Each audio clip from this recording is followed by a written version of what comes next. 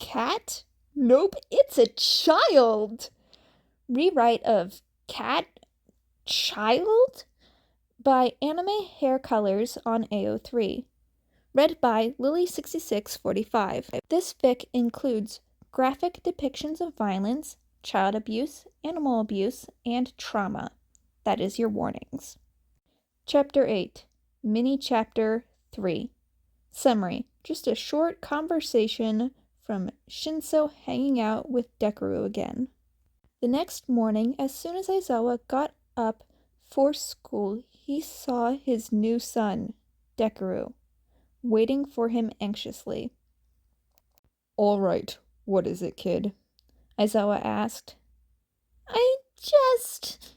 "Spit it out, I don't have all day," Aizawa said. He is not good with children, and he realized that as soon as the kid stared at his green shoes, brimming with anxiety. "I'm sorry, I'll just..." "No, it's my fault," Aizawa sighed.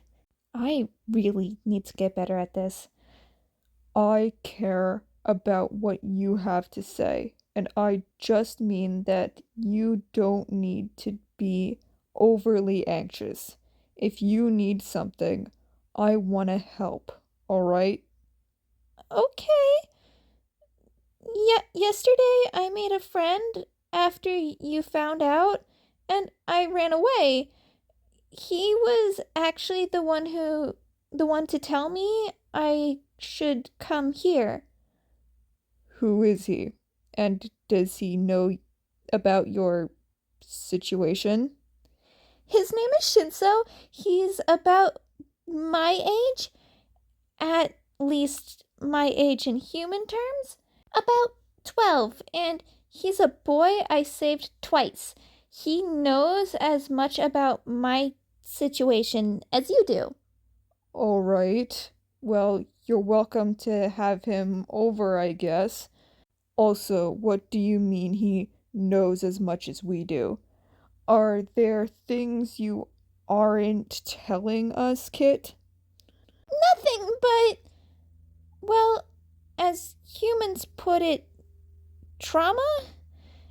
Don't worry, it's nothing that you'll need to bother with." All right. You know you can talk to me whenever you need to. All right, Kit?" Yeah?" he said with a tone that didn't convince Aizawa in the slightest. "Thank you, sir. I'll bring Shinso over after he's done with school." "Sounds good, Kit." Aizawa said, then continued. "Also, starting next week, you will be tutored by Nezu, so prepare for that. On top of that, you're scheduled to take the intelligence test tomorrow." Oh, okay," Dekoru said, looking overwhelmed. "Cool," Aizawa said, then left. Yamada left with him. Later that day, they got a phone call from building manager about excessive noise due to a loud conversation where someone yelled, "What the F?" an hour after they had left. Welp, Yamada thought.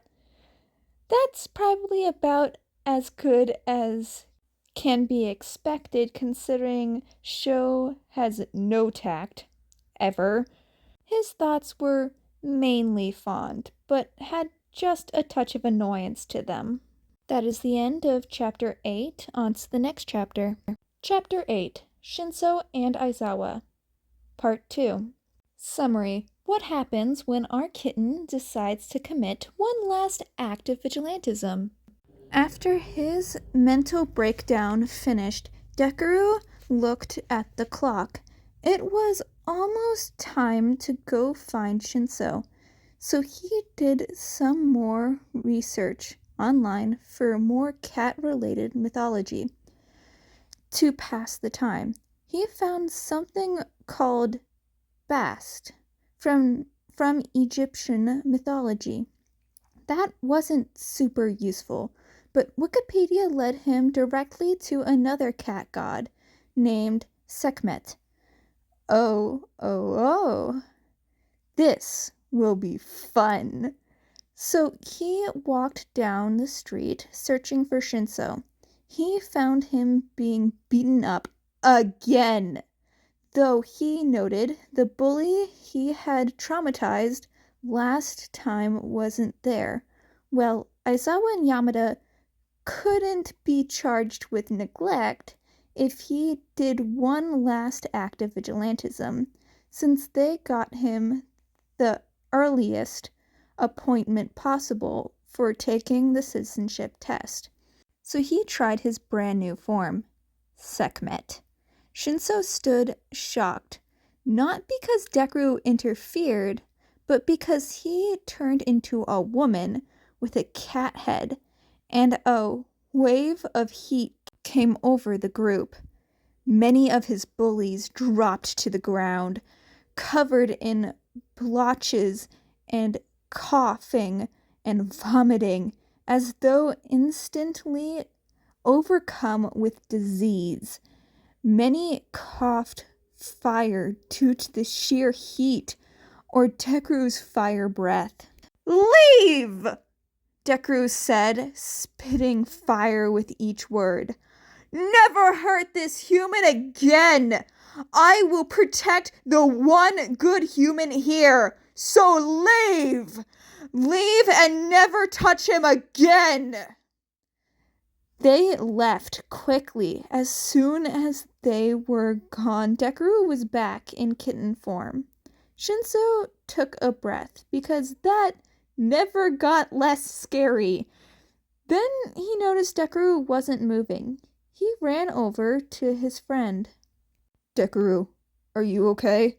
Shinso knelt down, panicked. Deku lifted his head and opened his eyes.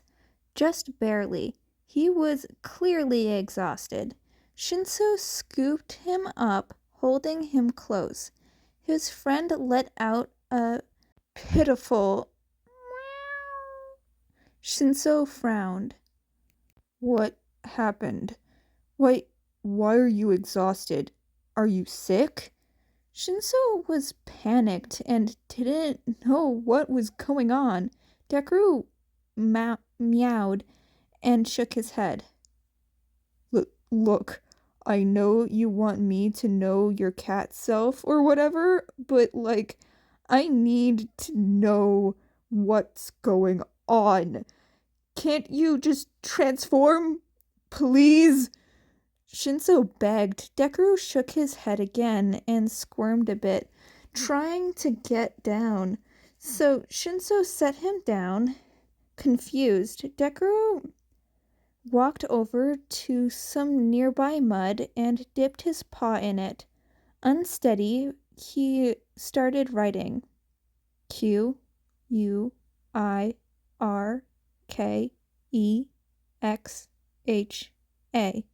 Deku had written before his paw gave out from underneath him. "Quirk exhaustion?" Shinso asked. He was given a small nod in response before the cat closed his eyes. "Oh, no. You're not allowed to pass out. You are gonna point me in the direction of the place you're living. I assume everything went well with the person who feeds you." Another nod. "Okay, cool. Where do I take you?" Shinso asked. Deku pointed his nose in a direction, and Shinso picked him up and went wherever way he pointed. When they got to a door, Shinso looked down at the bundle of fur in his arms. "This it?" A nod was his response, so Shinso knocked on the door. Eraserhead opened the door. Shinso felt his jaw drop. Eraserhead?" He looked at his tired friend. "Eraserhead? The one who's been giving you food?"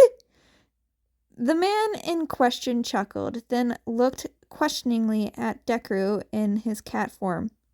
What happened? Oh, I was being bullied on my way home when he used his quirk.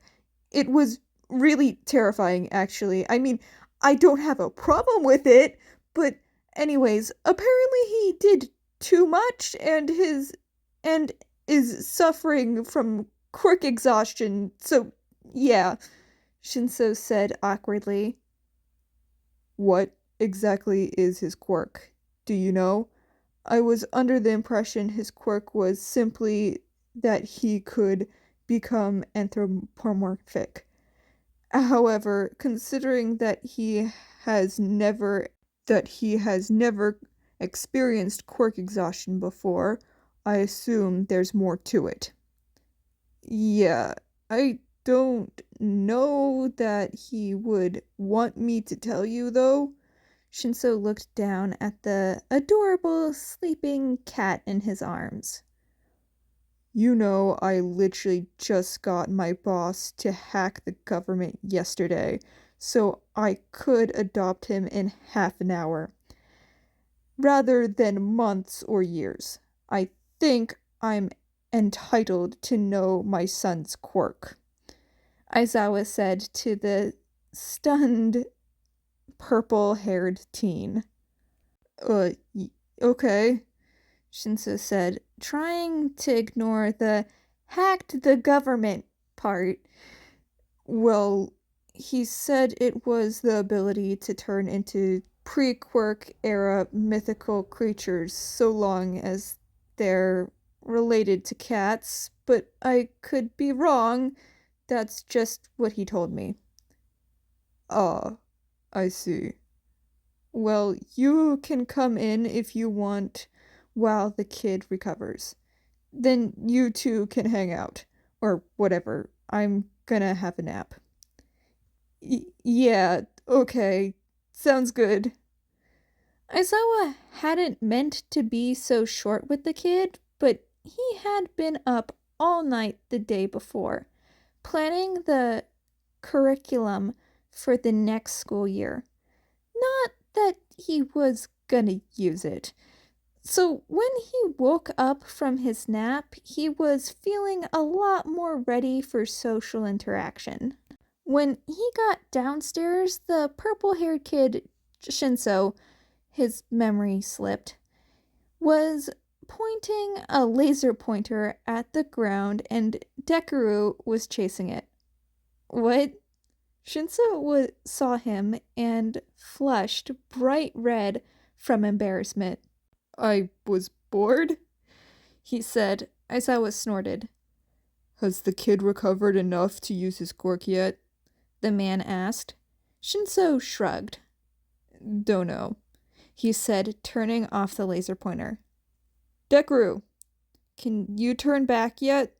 Shinso asked his friend, who tilted his head unsuredly, then with a small pop was back in human form. I've gotten way too used to this form, was the first thing out of Deku's mouth.